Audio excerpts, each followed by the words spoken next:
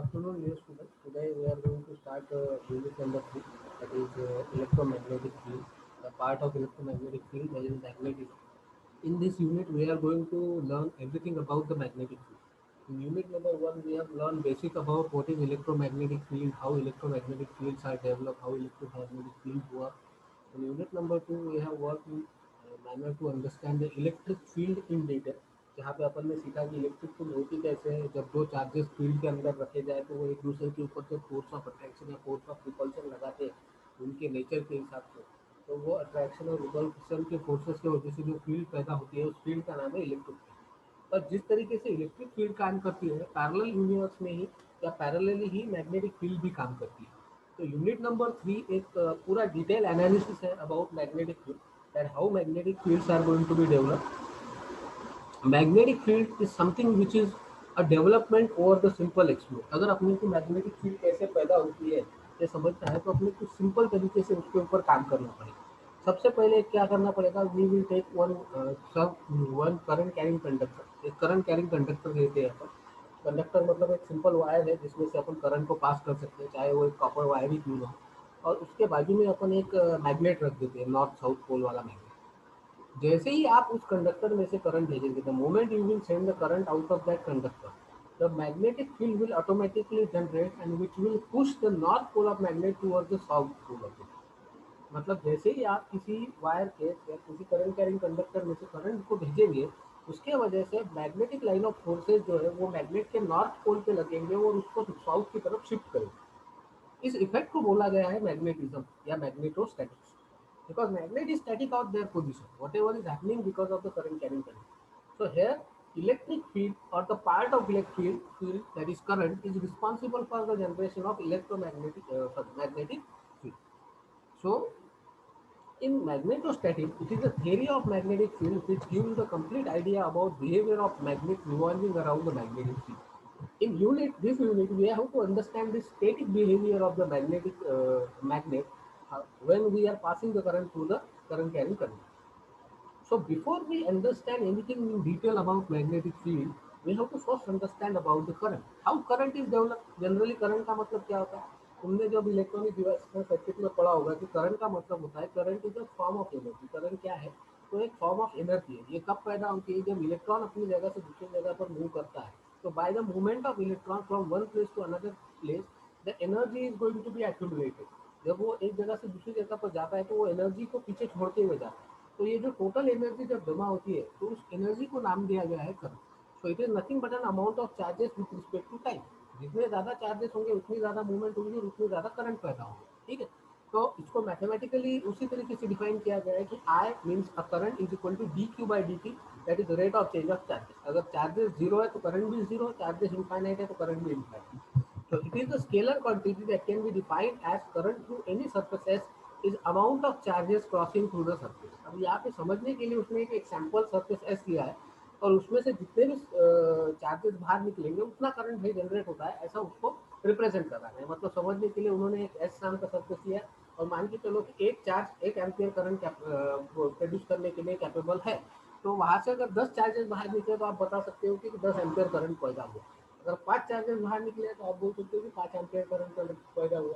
अगर आपने 15 चार्जेस पास किए तो आप बोल सकते हो कि 15 एम्पियर करंट पैदा हुआ। इस तरीके से आप करंट का डिस्ट्रीब्यूशन के बारे में बात कर सकते हैं। ठीक है, अब जहाँ पे करंट आ गया वहाँ पे उसकी डेंसिटी भी आ गई। Density means in total, when I say that there are 30 number of students in second year, that simply means the density of second year is 30. 30 is a total value. Some accumulated or total value in mathematics is represented as a density. It can be defined on the particular point and it is a vector quantity. उसको आप एक vector quantity की तरह जानते हो। तो जैसे I का फॉर्मूला है D Q by D T, J bar का फॉर्मूला है D I by D S. Rate of change of current, जितने भी करंट चार्ज करंट वैल्यू आएंगी उतनी उसकी करंट डेंसिटी होगी। करंट डेंसिटी को डिनोट किया गया है जे बार से, तो जे बार का वैल्यू कितना आ जाएगा? D I by D S. पर अगर समझ लो कि जे आई पर से जे निकालना है, तो मतलब ये तब है जब आपको आई दिया है तो आप D I by D S निकाल के जे बार निकाल सकते हो। पर अगर मुझे जे दिया है तो मुझे आई निकालना है, तो उल्टा करने के लिए डी एस को लेके जाना पड़ेगा उधर की साइड में। तो d I is equal to J by D s. मुझे डी आई नहीं चाहिए, मुझे आई चाहिए। डी मतलब डेरिवेटिव, डेरिवेटिव को काटने के लिए मुझे क्या लगाना पड़ेगा? इंटीग्रेशन। तो इंटीग्रेशन के लिए क्या आ जाएगा? I is equal to surface integration. D S का मतलब क्या होता है? सरफेस, तो surface integration of J bar dot dt। तो ये फॉर्मूला हो जाएगा I is equal to double integration of J bar dot ds। Double क्यों, क्योंकि सरफेस का मतलब होता है डबल। ठीक है, तो इसी पे बेस अपन एक वेरी इंपॉर्टेंट इक्वेशन देखते हैं जिसका नाम है करंट कंटिन्यूटी इक्वेशन। ये इक्वेशन बहुत बार पेपर के अंदर में पूछा गया है और अपने को इक्वेशन अच्छे से आना जरूरी है। ठीक है, तो करंट कंटिन्यूटी इक्वेशन नाम पर अगर ध्यान दोगे तो इसमें क्या है, current when move from one position to another position, how continuously they are moving from one position to another position is going to be represented by this equation called as a current continuity equation। जब current एक जगह से दूसरी जगह पे जाता है तो वो कितना कंटिन्यूसली एक जगह से दूसरी जगह शिफ्ट होता है, वो समझने के लिए जिस इक्वेशन को डेवलप किया गया है उस इक्वेशन का नाम है करंट कंटिन्यूटी इक्वेशन। तो क्या बोलना है इस इक्वेशन का, पहले वो समझते हैं।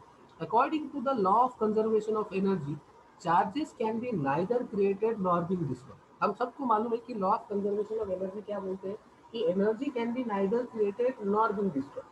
यहाँ पे एनर्जी का मतलब है करंट, और करंट किसके ऊपर डिपेंड है, चार्जेस। तो अपन इनडायरेक्टली ये भी बोल सकते हैं कि according to the law of conservation of energy, charges can be neither created nor being destroyed, it can be move from one place to another place. जैसे एनर्जी को अपन बोल सकते हैं कि it can transform from one place to another place, तो यहाँ पर अपन इसको बोल सकते हैं कि charges can be move from one place to another place. Consider a volume over which the charges are distribute. एक सिंपल वॉल्यूम 3x3 डायमेंशन का मैंने कंसिडर किया है जिसके अंदर नंबर ऑफ चार्जेस डाले हुए हैं और उन चार्ज की टोटल डेंसिटी वॉल्यूम के ऊपर है, इसीलिए रो वी। ट्रिपल इंटीग्रेशन के लिए volume rho v. According to continuity equation, the amount of current flowing through the volume must be equal to the rate of decrease of charges. अब जितने भी charges बाहर निकलेंगे उस सरफेस में से उतना अमाउंट ऑफ करंट पैदा होगा। तो क्या मैं ऐसा बोल सकता हूँ कि टोटल चार्जेस अगर 100 थे उसमें से 10 निकले तो वो कम हो गए, 15 निकले तो और कम हो गए। तो I is equal to minus D Q by D. I is equal to what, minus D Q by D. अब क्वेश्चन आएगा कि पहले तो सर अपन ने वो जो डेफिनेशन लिखा वहाँ पे Q by D Q by D T लिखा, यहाँ पे minus D Q by Q D T Q लिखा। तो यहाँ पर मैंने जिन चार्जेस की बात की है वो एक क्लोज सरफेस के अंदर के चार्जेस की बात। ठीक है, D Q by D T तो आपको चलेगा, आपको उसमें कुछ प्रॉब्लम नहीं। सिर्फ माइनस इसलिए आया, माइनस मतलब जितने चार्जेस कम होंगे, डिक्रीज होंगे, minus indicate the decrease in the amount of charges. ठीक है, पास नहीं हो रहे उसमें से कम हो रहे। ठीक है, उसके बाद I is equal to minus D Q और रो ही मतलब total charges that is D Q by D, जितने charges with respect to volume is equal to rho. तो आई का फॉर्मूला आ जाएगा minus D Q by D T. इसको रखते हैं अपन इक्वेशन नंबर 1। इस इक्वेशन नंबर 1 को अपन सॉल्व करने के लिए इसको दोनों साइड को ऑब्जर्व करो। एक साइड में मतलब लेफ्ट हैंड साइड में है आई और एक साइड में मतलब राइट हैंड साइड में है D Q by D T, जिसमें से क्यू एक वेरिएबल है जिसको अपन जानते हैं दैट इज चार्ज। अगर मैं रोवी का फॉर्मूला यहाँ लगाता हूँ तो देखो मेरे राइट हैंड साइड को ये किस तरीके से हेल्प करता है। रोवी इज इक्वल टू अपन ने क्या बोला, डी क्यू बाई डी। इधर पर डी क्यू कितना आ जाएगा, रोवी डी। अब मुझे डी क्यू नहीं क्यू चाहिए समझ लो, तो डी निकालना पड़ेगा फिर से। डी क्यू में से डी कहीं से भी निकालना है तो इंटीग्रेशन, तो integration of d q q. पर रो वी मतलब वॉल्यूम है, वॉल्यूम का इंटीग्रेशन क्या आता है, ट्रिपल इंटीग्रेशन। तो यहाँ पर triple integration rho we d भी आ जाएगा। तो आपका जो राइट हैंड साइड है वो क्या हो जाएगा, I is equal to minus D D T of triple integration rho we D. Q की जगह पर क्या आ जाएगा, triple integration rho we D. और लेफ्ट हैंड साइड में कौन है, आई। तो आई सॉल्व करने के लिए मैं लेता हूँ करंट डेंसिटी का इक्वेशन जो अपन ने अभी ऊपर पढ़ा था। करंट डेंसिटी का इक्वेशन क्या था अपना, J bar is equal to D I by D S. तो J bar is equal to D I by D S मतलब D I is equal to J bar D S and then I is equal to integrating both side double, यहाँ पर D S है मतलब surface, तो double integration of J bar. तो I की जगह पर यहाँ पर क्या आ गया, इक्वेशन नंबर 3। तो इक्वेशन नंबर 3 और अपना ये जो इक्वेशन क्यू का जो इक्वेशन था दैट इज इक्वेशन नंबर 2, ये दोनों इक्वेशन को अगर अपन इक्वेशन नंबर 1 में पुट करते हैं तो इक्वेशन नंबर 1 क्या होगा, double integration of J bar dot D s bar is equal to minus D D T of triple integration of rho we d. तो अब अपने को मालूम है कि एक साइड पे डबल इंटीग्रेशन, एक साइड पे ट्रिपल इंटीग्रेशन। तो इसको सॉल्व करना ये क्या है, इररिलेवेंट है। एक तो दोनों साइड पे डबल इंटीग्रेशन होना चाहिए था, एक तो दोनों साइड पे ट्रिपल इंटीग्रेशन होना चाहिए था। तो मैंने इसको इक्वेशन नंबर 4 मार्क करके छोड़ दिया। अब मैं क्या करता हूँ, मुझे मालूम है कि डबल को अपन ट्रिपल में कन्वर्ट कर सकते हैं by using the divergence theorem. तो convert the surface integral into volume integral, अपने को डाइवर्जेंस थ्योरम लगाना पड़ेगा। तो जे बार को अगर मैं डबल में कन्वर्ट करने का तो उसका डाइवर्जेंस लेना पड़ेगा। तो डाइवर्जेंस मतलब क्या होगा, del bar dot J bar d v. तो यहाँ पर double integration J bar dot D s bar की जगह पर आ जाएगा triple integration del bar dot G bar dot d. अब ये करने से फायदा क्या होगा, इधर का ट्रिपल कैंसिल, इधर बचेगा क्या, rho we D V cancel, तो यहाँ पे बचेगा del bar dot G B J bar, और यहाँ पे बचेगा माइनस डी टी टी, और अकेला रो वी तो minus D T T rho. तो अपने को लास्ट में आंसर क्या मिला, del bar dot J bar is equal to minus D D T rho. चाहे तो आप minus D D T rho V को इधर भी ले सकते हैं, तो वो हो जाएगा del bar dot J bar plus d D T rho v is equal to zero. As we know that the volume charge density in a function of volume and all direction is constant. Therefore, above equation will gives us plus वही मैंने जो बोला del del T.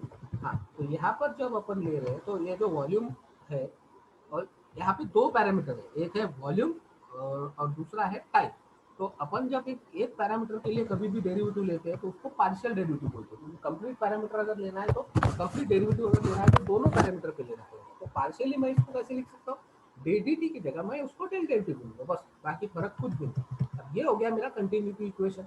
अब इस continuity equation में del bar dot J bar is equal to del del t of rho v. अगर समझ लो कि चार्जेस बदले ही नहीं, चार्जेस रहे कांस्टेंट, तो कांस्टेंट का डेरिवेटिव कितना आता है, जीरो। तो ये क्या हो जाएगा, जीरो। तो if the above equation charges remain constant, मतलब चार्जेस ने अपने जगह से मूवमेंट नहीं किया, चार्जेस कांस्टेंट रहे, तो particular amount of rho v is equal to constant, और कांस्टेंट का derivative zero. Therefore del bar dot J bar is equal to कितना आ जाएगा, मतलब करंट कंटिन्यूटी कितना आ जाएगा, जीरो आना ही चाहिए। अगर चार्जेस सरफेस के बाहर निकले ही नहीं, वो अपने जगह पे कांस्टेंट रहे, तो उसमें से करंट कितना जनरेट होगा, जीरो। करंट जनरेट जीरो होगा तो करंट डेंसिटी भी कितनी होगी, जीरो, और जीरो का डाइवर्जेंस भी कितना आएगा, जीरो। तो डेल बार डॉट जे बार कितना आएगा, जीरो। समझ में आया, ये है इक्वेशन। अब इस पे कभी कभी ये न्यूमेरिकल ज्यादातर ये डेरिवेशन पूछते हैं। न्यूमेरिकल भी अगर अपने को समझना है तो बहुत सिंपल न्यूमेरिकल इसके ऊपर जनरेट होता है। ये देखते हैं न्यूमेरिकल अपन समझने की कोशिश करते हैं। The current density is given by J bar is equal to 5 by rho arrow cap plus 10 by rho square plus 1 aged cap ampere per metre square. Current density दी हुई है, दिया हुआ क्या है पहले अच्छे से समझो। किसी भी न्यूमेरिकल में गिवन डेटा अगर आपको नहीं निकाल के आया तो आप उस क्वेश्चन को नहीं सॉल्व कर सकते। सबसे पहले अपने को समझना पड़ेगा कि अपना गिवन डेटा क्या है। जो भी अपना गिवन डेटा है उसके हिसाब से आप आपके सॉल्यूशन की तरफ जा सकते हैं। तो यहाँ पर मुझे करंट डेंसिटी जे बार दिया है 5 by rho arrow cap 10 by rho square plus 1 aged cap ampere per metre square. तो जे बार दिया हुआ है और वो भी रो आ गया, मतलब सिलेंड्रिकल कोऑर्डिनेट सिस्टम के अंदर में मुझे दिया है। It defined in a circle region, find the total current passing through the surface when z is equal to 3, rho is equal to 6, and pi is from 0 to 2 pi. Pi is from 0 to 2 pi in az direction. Okay, so and second thing which you have to calculate is del del t of rho. तो पहले आपको क्या निकालना है, current निकालना है। जे बार दिया हुआ है, करंट निकालना है। जे बार और जे करंट के बीच का अपन ने एक फॉर्मूला देखा था, J bar is equal to D I by D S. पर वहाँ पे जब जे बार निकालना है और आई दिया है तो अपन उसका डेरिवेटिव ले लेंगे, पर यहाँ पे आई निकालना है, जे बार दिया है तो अपने को इंटीग्रेशन निकालना पड़ेगा। तो फॉर्मूला क्या हो जाएगा, I is equal to double integration of J bar dot D S. तो डबल इंटीग्रेशन मतलब यहाँ पे दो वेरिएबल आएंगे। कौन से वेरिएबल आएंगे, तो पहले अपन देखते हैं कि कौन सा वेरिएबल अपने को दिया हुआ है। तो अपन जे बार को लेते हैं, ये 5 बाय रो एरो कैप। मैं पहले लिमिट, डायरेक्ट लिमिट पे ध्यान मत दो, पहले क्वेश्चन पे ध्यान दो। 5 by rho arrow cap 10 by rho square plus 1 aged cap. और अपना डी एस बार क्या होता है, rho D five aged cap. कौन से डायरेक्शन में बोला है अपने को, जेड डायरेक्शन में। तो डायरेक्शन अगर जेड है तो अपने को वैल्यू काय की लेनी पड़ेगी, रो और फाई की। तो रो का मैक्सिमम वैल्यू कितना दिया है उसने, 6। तो मिनिमम वैल्यू दिया नहीं है तो मिनिमम अपन क्या मानेंगे, 0। तो rho will be valid from 0 to 6। और फाइव का मिनिमम वैल्यू कितना है, 0, और मैक्सिमम वैल्यू कितना है, 2। एक बार इंटीग्रेशन फाइव के हिसाब से लेना पड़ेगा और एक बार इंटीग्रेशन रो के हिसाब से लेना पड़ेगा। तो पहला इंटीग्रेशन अपन लेने जाते हैं फाइव के हिसाब से। तो अगर मैं इस टर्म को अंदर लेके गया, एजेड कितना हो जाएगा 1, और ए फाइव एजेड कितना हो जाएगा 0। ये तो सॉल्व होगा नहीं, पहला वाला टर्म ए फाइव। दूसरा टर्म सॉल्व होगा तो 10 by rho square rho D five, क्योंकि एजेड हो गया 1। तो रो डी फाइव। तो यहाँ पर फाइव के हिसाब से ले रहे हैं अपन, तो बाकी सारे टर्म को अपने को बाहर निकालना पड़ेगा। तो 10 को मैंने निकाल दिया बाहर, और ऊपर में बचा rho upon rho square plus 1 D rho. अब integration of rho with respect to rho by rho square plus 1, और integration of five with respect to D five.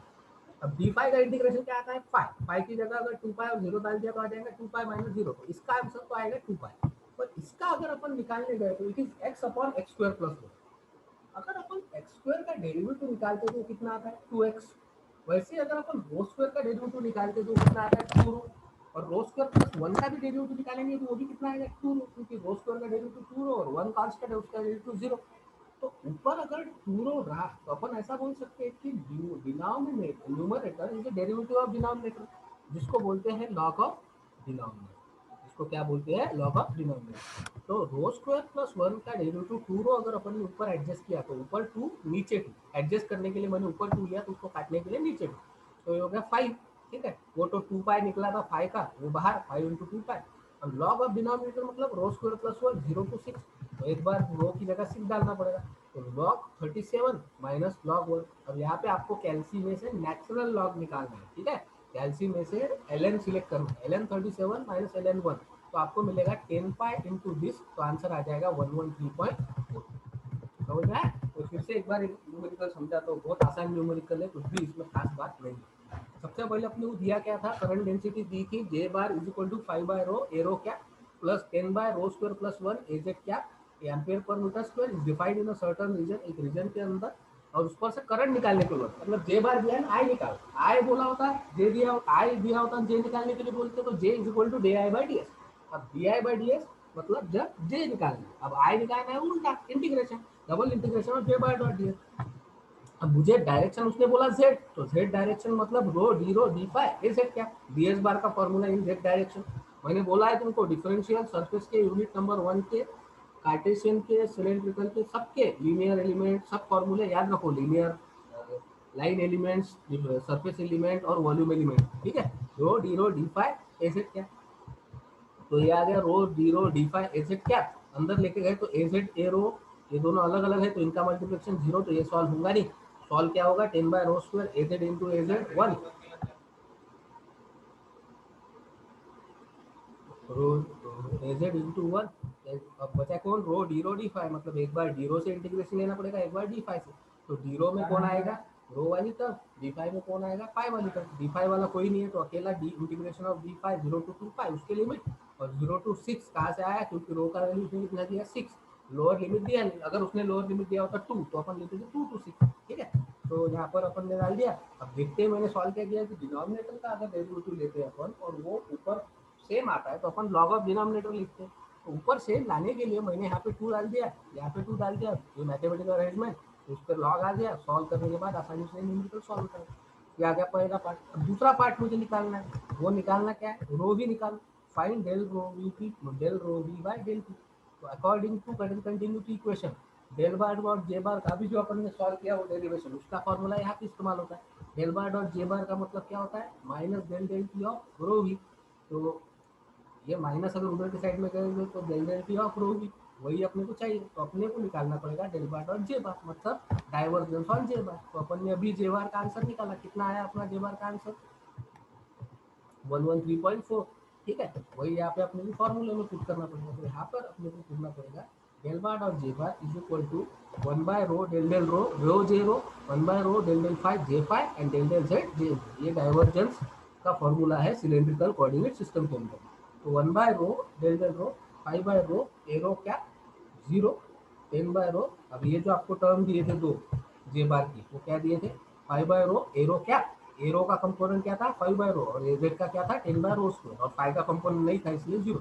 तो एरो का कंपोनेंट क्या है 5 बाय रो और जेड 0 और फाई का क्या है 1 अपॉन रो स्क्वायर प्लस 1, ये रो कैंसिल हो गया, derivative of 5 constant is 0, derivative of rho square plus 1 with respect to z, यहाँ पे जेड ही नहीं है तो कांस्टेंट का डेरिवेटिव कितना आएगा 0, तो del bar dot J bar का वैल्यू कितना आ जाएगा 0, तो यहाँ पे करंट कितना आ जाएगा 0।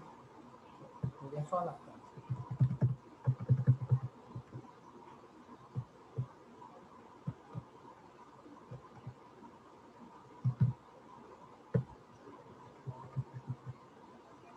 अब एक कंसेप्ट आप समझ लो, अगले लेक्चर में मैं उसके आगे का एक्सप्रेशन शुरू करूंगा। एक कंसेप्ट है मैग्नेटिक फील्ड इंटेंसिटी का। What is mean by magnetic field intensity, कि जब मैंने बोला कि एक करंट कैरिंग कंडक्टर आपके पास है, ठीक है, अब आपने क्या करना है उस करंट कैरिंग कंडक्टर में से वायर भेजना, सॉरी करंट भेजना है। जैसे ही आप उस करंट कैरिंग कंडक्टर में से करंट भेजेंगे, अगर उसके आजू बाजू के एरिया में एक पर्टिकुलर एरिया में कोई मैग्नेट होगा पड़ा हुआ, तो वह मैग्नेट अपने आप नॉर्थ टू साउथ मूव करना शुरू करेगा अपने आप। जैसे चार्ज के आजू बाजू में कोई चार्ज आता है तो वो अपने आप एक दूसरे को अट्रैक्ट करता है। तो वो जो फील्ड है जिसमें ये इफेक्ट देखा जाता है उस फील्ड का नाम है मैग्नेटिक फील्ड। ठीक है। तो जितने के स्ट्रेंथ से वो current carrying conductor magnetic field तैयार करके उसके नॉर्थ पोल पे लगाता है उसको बोलते हैं magnetic field intensity, that is denoted by H bar. जैसे इलेक्ट्रिक फील्ड इंटेंसिटी को ई बार से डिनोट करते हैं, मैग्नेटिक फील्ड इंटेंसिटी को एच बार से डिनोट करते हैं। तो H bar is the amount of force applied और एक्सपीरियंस बाय नॉर्थ पोल। अब ये जो पूरा फोर्स है कहाँ पे लग रहा है? नॉर्थ पोल। साउथ पोल अपनी जगह पे स्टैटिक है, north pole of magnet. So it is the amount of force experienced by north pole of magnet is called as a magnetic field intensity, that is force per unit north pole of magnet। अगले lecture में अपन देखेंगे Biot सवार्ट law. जैसे वहां पे था Coulomb's law, यहाँ पर है बायोट सवार्ट लॉ। और उसके बाद अपन देखेंगे magnetic field intensity due to infinite current wire. ठीक है। जो electric field intensity due to infinite length of wire अपन ने देखी थी, उसी तरीके का ये एक्सप्रेशन। ठीक है। आज का लेक्चर यहाँ पे रोक देते हैं अपन।